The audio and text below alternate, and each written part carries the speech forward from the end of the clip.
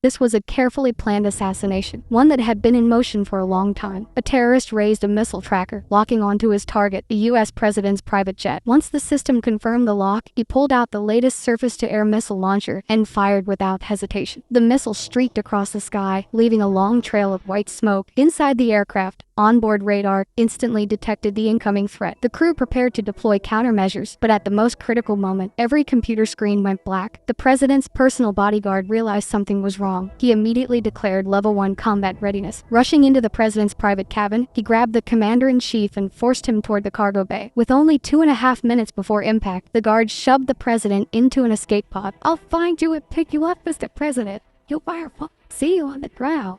Then slammed the launch button. The pod fired out of the jet and disappeared into the dark sky. Moments later, the security team followed procedure and jumped from the plane. But strangely, none of their parachutes opened. One officer sensed something was off, turned to question it, and was instantly shot dead by the president's own bodyguard. It was then the truth became clear. The trusted bodyguard was a traitor, working directly with the terrorists. After eliminating the witnesses, he calmly jumped from the aircraft, falling toward the dense forest below. Meanwhile, the terrorist radar confirmed a direct lock. Seconds later, the missile burst through the clouds and hit the president's jet squarely, destroying it, along with 3 escorting F-16 fighters. The explosion lit up the sky, and the wreckage plummeted into a remote Finnish forest. At the Pentagon, Air Force One's signal vanished. The escape pod's transponder went dark as well. The Secretary of Defense immediately activated an emergency task force and deployed SEAL Team 6 for rescue operations. Meanwhile, trapped inside his sealed pod, the president struggled for air. Just when hope seemed lost, a young boy hunting in the woods stumbled upon the wreckage. Armed with a bow, the boy crept closer and, out of curiosity, tapped lightly on the hatch. Believing it was his bodyguard, the president scrawled the unlock code on the wing. The boy entered it carefully, then ducked for cover. The hatch opened, and the president stepped out, shocked to see his rescuer was just a teenage boy. When the boy learned who he had saved, he immediately took the president into the forest to hide. Moments later, the traitorous bodyguard and his terrorist partners arrived at the crash site, but the president was gone. The boy, as it turned out, was from a local hunting tribe. According to their tradition, every boy, once he turned 13, had to survive alone in the wilderness for 2 days to prove he was a true warrior. He never imagined that this trial would lead him to saving the President of the United States. The next day, as the boy guided the president through the woods, they came across the bodies of the slain security team. The president immediately realized there was a traitor inside his ranks. He grabbed a fallen soldier's submachine gun, ready to fight back. Just then, the rogue bodyguard and the terrorists emerged from below the mountain. Knowing there was no escape, the president urged the boy to run, but it was too late. The traitor closed in, slamming a fist into the president's stomach, then radioed for a helicopter. They stuffed the president into a cabinet, preparing to airlift him away. But the boy had made up his mind. He would save the president and prove he was a real hunter. He scaled the mountain in silence, aimed carefully, and leapt into action.